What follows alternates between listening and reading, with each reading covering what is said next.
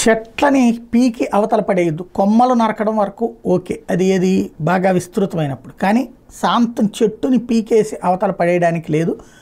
దానికి క్లియర్గా ప్రభుత్వం స్పష్టమైన విధానాన్ని కొనసాగించాలంటూ హైకోర్టు ఆదేశించింది. రహదారుల ఏర్పాట్లు, ప్రభుత్వ భవనాల నిర్మాణ సమయంలో చెట్లను, మహావృక్షాలని కొట్టేయకుండా వాటిని ట్రాన్స్లొకేషన్ అంటే మరో చోట నాటడం చేసే వ్యవహారం మీద అధ్యయనం చేసేందుకు కమిటీని ఏర్పాటు చేయాలని ప్రభుత్వ ప్రధాన కార్యదర్శిని హైకోర్టు ఆదేశించింది. లొకేట్ చేయడానికి యంత్రాలు లభ్యంగా లేవని, భారీ ఖర్చుతో కూడిన వ్యవహారం అనే అంశాలను పరిగణలోకి తీసుకోకుండా ఈ విషయంలో విధానపరమైన నిర్ణయం తీసుకోవాలని స్పష్టం చేసింది. ప్రభుత్వ అధికారులతో పాటు కమిటీలో సభ్యులుగా నిపుణులు చేర్చే అంశం మీద కూడా సిఎస్కి స్వేచ్ఛ ఇచ్చింది. పూర్తి వివరాలు సమర్పించేందుకు విచారణ వచ్చే ఏడాది మార్చి 12కి వాయిదా వేసింది.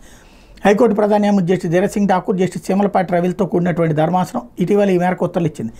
జాతీయ రాష్ట్ర రహదారుల విస్తరణ, విద్యుత్ లైన్ల ఏర్పాటు కోసం అడ్డొస్తున్నాయన్న కారణంతో వృక్షాలను విచక్షణారహితంగా కొట్టివేయడాన్ని నిలువరించాలని, వాటిని అక్కడి నుంచి తరలించి వేరే చోట నాటేలా ఆదేశాలు జారీ చేయాలని కోరుతూ గుంటూరుకు చెందినటువంటి వైద్య విద్యార్థి అస్మద్ మహమ్మద్ షేక్ షా హైకోర్టు పిలుపు వేస్తే పిటిషన్ తరపు న్యాయవాది బషీర్ అహ్మద్ వాదనలు వినిపించారు. చెట్లను కొట్టేయకుండా మరో ప్రాంతంలో నాటేందుకు ప్రస్తుతం సాంకేతిక పరిజ్ఞానం అందుబాటులో ఉందన్నారు.